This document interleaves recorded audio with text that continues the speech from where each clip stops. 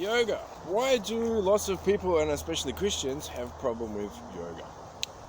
You'll notice you talk to them, you say, oh yeah, I'm doing this, it's feeling great, I'm loving it, it's great, it does this for me. And they go, no, I can't do that. Let's have a look at the word and on topic. The word yoga essentially means union or unity. So when the two sides of the body, the nervous system go, and chakra system or endocrine glands come in and go up to the top to create union, awakening up here. Christians, being incredibly massive victims, are essentially coming from their base chakra. There's safety and security issues are everywhere. They've got an environment that's filthy. They've never cleaned their body. They think they know what they're doing, but they're incredibly lowest level of esoteric training available. Hang on, there's a father figure or a Jesus, which is essentially a brother figure, or a guide or a guru or sensei, because it's Christ consciousness, which is the same meaning as yoga, union. But because they have to go through from their base or their sacral, which is where their safety, their religion, spiritual stuff is, to look up through 7 chakras or endocrine glands, they've got to go through all of their creatures, all of the viruses, parasites and fungus, and all the different growths and stuff that are in the body. They have to go through all of those stories, totally distorting perception, so they run scared of it, and they go, no, I have to go, no, God will fix it for me. What is God? God's an external mythical father figure that people have created in their imagination, created a whole spirit world around it, or a religion about it, and really they're just angry at their father issues because they've screwed up their liver and gallbladder, right side, masculine side. It's that simple. So I see it with friends and people all the time. So, oh yeah, man, I'm doing yoga, I did this teacher training, I did this, I'm really loving the meditation. Oh no, I can't do that. Because up here, if they've got tension here on the both sides of the eyebrows, that indicates liver tension. And then they have to go back to angry at dad issues, which they often externalize as God or a father figure of their particular style, culture, and matrix system and frequencies around them. Then how are they going to get to oneness? No, they have to put it on a pedestal because it's so far higher than where they're actually at. And they think that they're incredibly intelligent, but they're still a fungus muppet puppet show because they haven't awakened the crown. And that's the topic, is up here on the crown.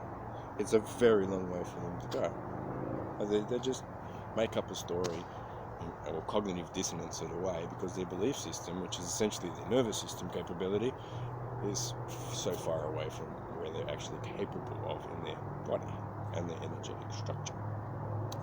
So, make sense? Yeah, if it's, downloads always come from universal truth, you can argue with it, you're just arguing with yourself. Oh, I don't like yoga. What? You want to stretch, you want to feel great, you're guaranteed to feel fantastic. You might go through some stuff, but hey, if you don't get it out, you're held prisoner by it. And who wants to keep themselves in the prison of a religion or a mind-driven, tiny little minuscule belief system of a mythical father figure controlled by a church?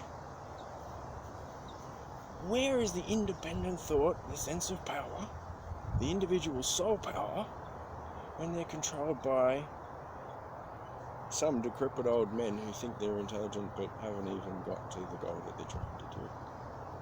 And they're spreading that around, telling everyone else how to be unsuccessful with it. Might want to have a look at the depths of yoga, not just asana, which is the poses. It's an amazing practice, love it, but there is so much more when you get into it. Because asana is essentially 1.5%, which is representative of the conscious mind. It's only 1.5% of the brain and the entire nervous system. So when you get to meditation, you get into the beliefs, you get into the practices, and you can absolutely get the body of a god and become that father figure to guide other people, if you like, rather than thinking it's some sort of big mythical being put on a pedestal and it's never ever been proven. Ever. Because it's a mythical being and a perception.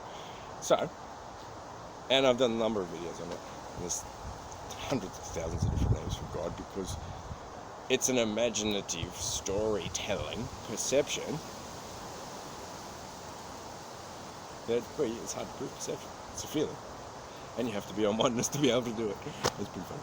So, Christians don't like yoga and oneness. No, because that's an actual system that you can use and utilize for your soul and your body to actually get there. Hang on. Aren't they trying to get up to here? No, I've said it.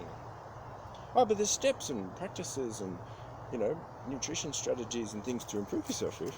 No, I have to stay God and Jesus. They have to tell me what to do. First of all, they're tainted by everyone else's filthy chakras and endocrine system and perception by filthy old men who are generally, let's just say, morally bankrupt. And you want to follow them rather than thousands of years of all of humankind proven system to get to union and oneness, which is essentially God or Christ consciousness, or you can call it Kundalini raising, or you could also call it raising of the fire of the Pentecost for the Pentecostal Christians. It's the same thing, but it comes from a different culture, so it's scary. So obviously they're still on their safety and security issues because they'll go, no, I can't handle these people from different cultures, they do it differently. Obviously the person hasn't traveled, realized the benefits of travel and understanding and learning and growing from other people who have been successful. Wow, that's a very limited mind. Essentially, that's a prison. So again, do we want to stay in the prison or do we want to expand? Hilarious, these Christians and yoga, isn't it?